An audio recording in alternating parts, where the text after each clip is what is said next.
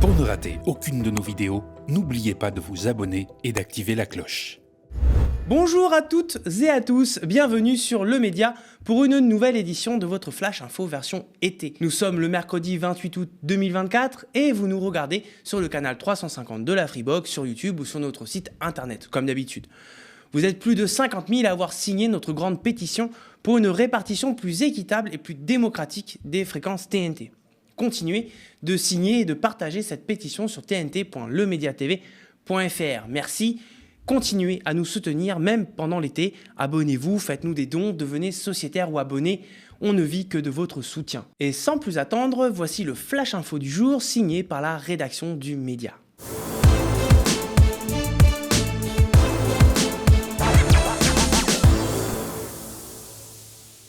Il s'était fait discret depuis les résultats du second tour des élections législatives.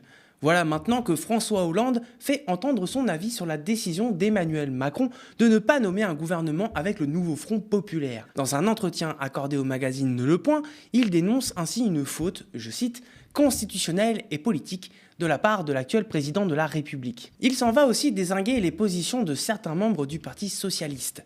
Contexte. Dans une tribune publiée dans les colonnes de Libération, mardi 27 août, l'aile droite du PS affiche déjà ses intentions de trahir et ses appétits pour des postes politiques plus prestigieux que la députation. Ils appellent ainsi à reprendre les discussions avec le président et tentent de faire pression sur le premier secrétaire du parti, Olivier Faure, qu'ils appellent à battre. Ils n'hésitent pas non plus à estimer factice la victoire du nouveau Front populaire aux législatives. Pour l'ex-président, une alliance avec le centre conduirait à une impasse. Une manière de dire poliment à des personnalités aussi absconses que transparentes comme Nicolas Meyer-Rossignol, ex-rival d'Olivier Faure pour le poste de premier secrétaire, ou encore Carole Delga, vous faites n'importe quoi. La formule de François Hollande est peut-être un poil trop polie et peut-être même plus ambiguë qu'on ne le pense si on la prend tout entière, puisque le désormais député de Corrèze ajoute, je cite encore, « Cela ne doit pas empêcher les socialistes de soutenir tout ce qui peut faire avancer le pays, car la question n'est plus seulement avec qui gouverner, mais quoi faire. » Mais un homme de synthèse qu'il croit toujours être, l'ancien président de la République ne pouvait pas s'épargner d'envoyer une petite cartouche supplémentaire à la France insoumise et en particulier à l'endroit de Jean-Luc Mélenchon. Aussi a-t-il déclaré, toujours dans la même interview accordée au Point, je cite, « En 2022, Mélenchon était présenté par la NUPES comme le futur Premier ministre. En 2024, il est devenu un fardeau au sein d'une large partie du NFP. Je lui avais demandé de se taire, ce qu'il n'a pas fait, et ce qui a privé le NFP de bon nombre de députés supplémentaires. En gros, il tire sur Macron, mais aussi sur l'élément qui permet au nouveau Front populaire d'avoir le rapport de force pour lui. Le problème avec les hommes de synthèse, c'est qu'on ne sait jamais à quoi s'en tenir, ni sur quel pied danser. Manuel Bompard est monté au créneau et a répondu ce matin sur le plateau de BFM TV. Écoutez. Écoutez, franchement, tout le monde sait, tous les gens dans ce pays savent que ce qui a fait beaucoup de mal à la gauche depuis 10 ans, c'est le quinquennat de François Hollande. Donc, je sais pas, il me semble que la moindre des choses, c'est de faire preuve sur ce point d'un petit peu de discrétion. Je crois pas qu'il soit tout à fait habilité à pouvoir donner aux uns et aux autres des leçons de ce qui fait du bien à la gauche et ce qui lui fait du mal. Parce qu'en l'occurrence, son quinquennat a malheureusement donné le sentiment qu'une politique de gauche ou une politique de droite, ça produisait le même résultat.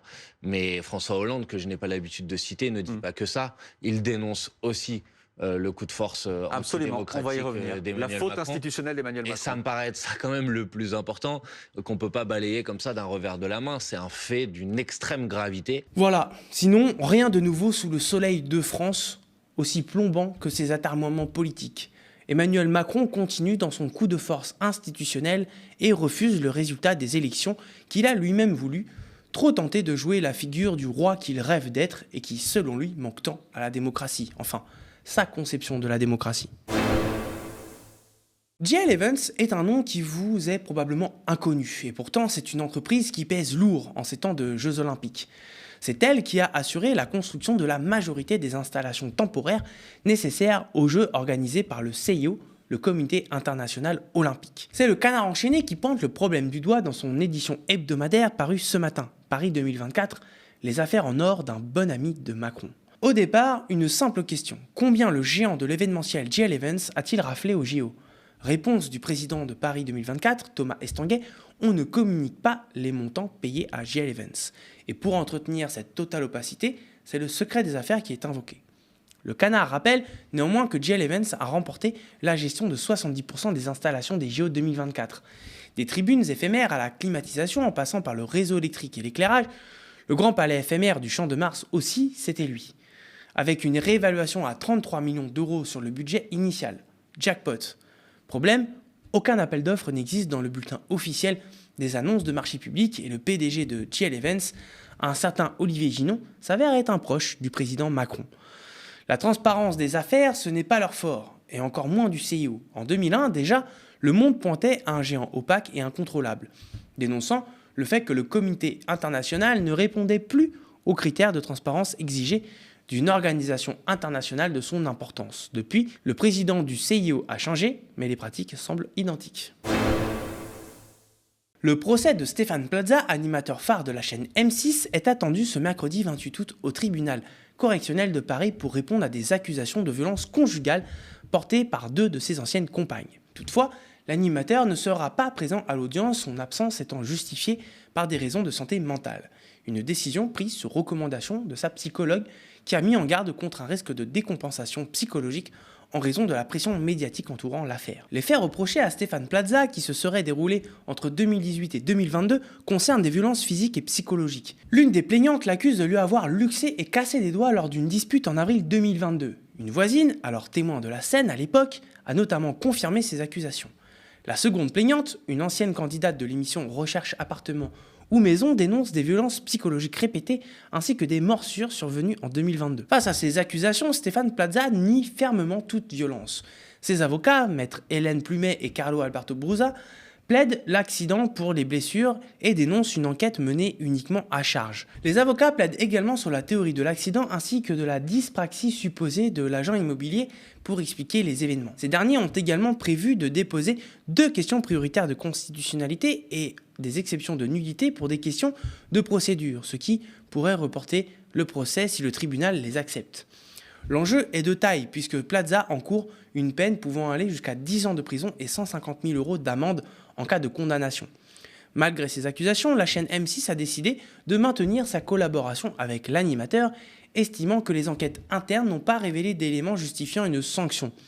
Le procès, très médiatisé, est suivi de près par l'opinion publique. On ne le dit jamais assez, mais il n'y a pas que les Gazaouis qui souffrent de l'oppression israélienne et de sa fuite en avant meurtrière. Lundi 26 août, l'armée israélienne a mené des raids à Tulkarem, puis dans la nuit de mardi à mercredi, c'est Jenin qui était le théâtre de ces raids, faisant, à l'heure où nous enregistrons, une dizaine de morts.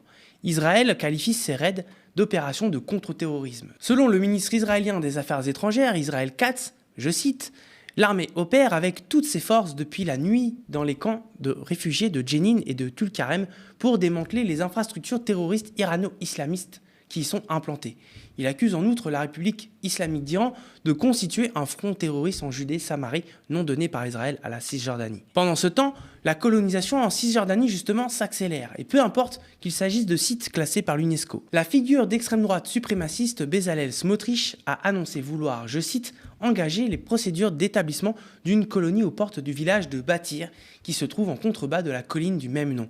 Elle est connue depuis la haute antiquité pour la prospérité de l'agriculture. Ce territoire a été le verger de Jérusalem pendant des siècles et des siècles.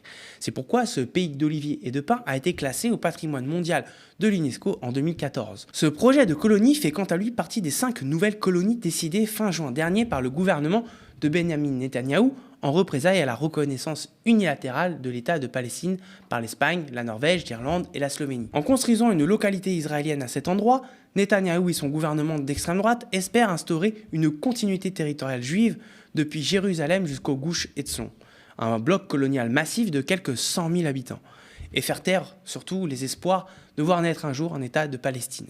Le territoire de Nahal Haletz couvre près de la moitié de la zone centrale du site classé par l'UNESCO. Mais Bezalel Smotrich, juif millénariste, s'en fiche, et de la communauté internationale et de l'UNESCO. Parce que où qu'elle soit et d'où qu'elle vienne, l'extrême droite se fiche de la culture, de l'histoire et du patrimoine. On rappelle que depuis 2022, les constructions israéliennes dans la région sont records et que la Cour internationale de justice a déclaré l'occupation israélienne en Cisjordanie illégale. Merci d'avoir suivi ce flash info de l'été du média. Vous le savez, Malgré notre dossier sérieux et le soutien du public, le média n'a pas été sélectionné par l'Arcom pour être diffusé sur la TNT. Nous avons donc engagé un recours. Vous êtes déjà plus de 50 000 à avoir signé notre grande pétition pour une répartition plus équitable et démocratique des fréquences TNT. Signez et partagez-la sur tnt.lemediatv.fr. C'est vous qui permettez l'existence d'une info libre et indépendante des forces politiques et de l'argent en soutenant notre antenne. Continuez à nous soutenir en devenant sociétaire de notre coopérative ou en nous faisant des dons ponctuels ou mensuels. Rendez-vous dès maintenant sur tnt.lemediatv.fr et je vous souhaite une très belle soirée sur le média.